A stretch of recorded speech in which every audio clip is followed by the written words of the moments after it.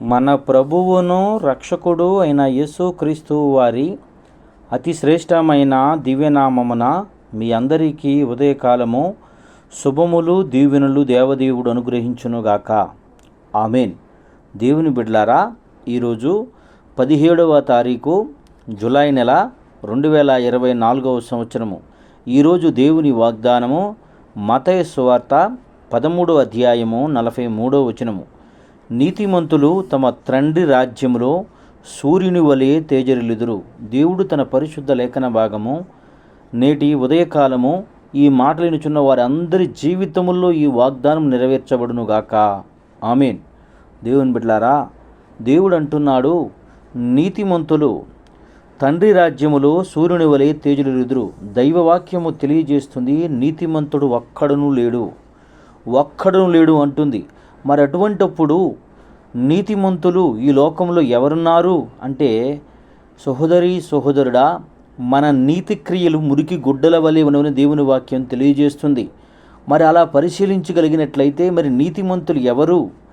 నీతిమంతులు ఎలా సూర్యుని వలె తేజరిల్లుదురు తండ్రి రాజ్యములో అని మనం పరిశీలించి పరిశోధించిన ఎడలా దేవుని వాక్యం తెలియచేస్తుంది, నా రాజ్యమును నా నీతిని మొట్టమొదట వెనుకుడి అంటాడు.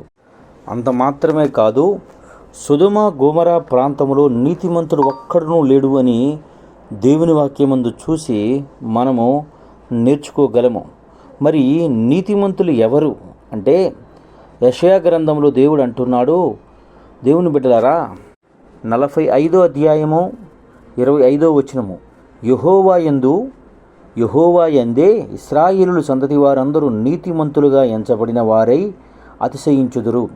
అంటే దేవుణ్ణి ఎరిగియుండుట, దేవుని నామాన్ని బట్టి, దేవుని తెలుసుకోవటాన్ని బట్టి నీవు నీతిమంతుడుగా తీర్చబడతావు అని దేవుని వాక్యము తెలియజేస్తుంది. సహోదరుడా, అట్టి నీతిమంతుడుగా తీర్చగల యేసయ్య తెలియజేస్తున్నాడు, మీరు తండ్రి రాజ్యములో సూర్యుని వలె తేజరిల్లుదురు, సూర్యుని వలె ఉంటారు అని దేవుని వాక్యము దేవుడు తెలియజేస్తున్నాడు.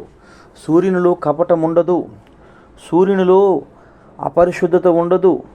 సూర్యుడు ప్రకాశించు ప్రపంచ జీవకోటికి తన ద్వారానే ఆహారము కలిగించు వాడై ఉన్నాడు.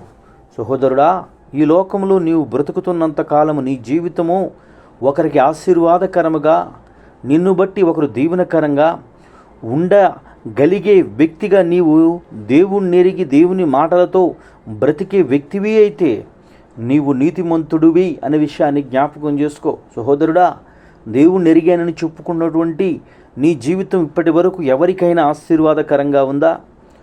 కనీసం నీ కుటుంబంలో ఉన్న వ్యక్తులకైనా దీవెనకరంగా ఉందా? ఒకసారి పరిశీలించుకో. ఎందుకనంటే ఈ లోకంలో మనం ఎంతవరకు బ్రతుకుట కొరకు ప్రయాసపడుతున్నాం మంచిది, మరి నిత్య జీవంలో బ్రతుకుట కొరకు నీవేమాత్రం ప్రయాసపడుతున్నావు ఒక్కసారి నిన్ను పరిశీలించుకో.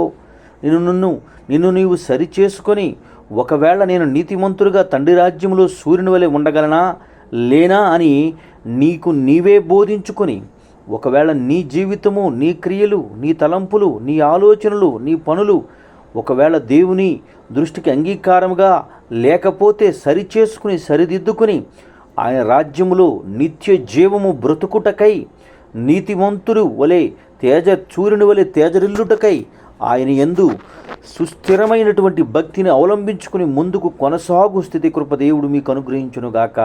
ఆమేన్. తండ్రి, నీకు వందనాలు, స్తోత్రములయ్యా. ఈ ఉదయకాలం మందు ఎందరు బిడ్డలు ఈ మాటలు వినుచున్నారో వారందరి జీవితంలో తండ్రి విశ్వాస సహితమైన భక్తిని నేర్పి వారిని ఆత్మీయంగా బలపరిచి స్థిరపరిచి నీ కృపలో వాడుకుని భద్రపరిచి నడిపించి సహాయము చేయమని యేసయ్య నామం పేరటి ప్రార్థన చేయుచున్నాను తండ్రి. ఆమేన్. తండ్రి అయిన దేవుని ప్రేమయు, కుమారుడైన యేసుక్రీస్తు వారి కృపయు, పరిశుద్ధాత్మ తండ్రి అన్యోన్య సహవాసం ఇప్పుడు ఎల్లప్పుడూ సన్నిధి సదాకాలం తోడేండి ఎంబడించి నడిపించునుగాక. ఆమేన్. God bless you.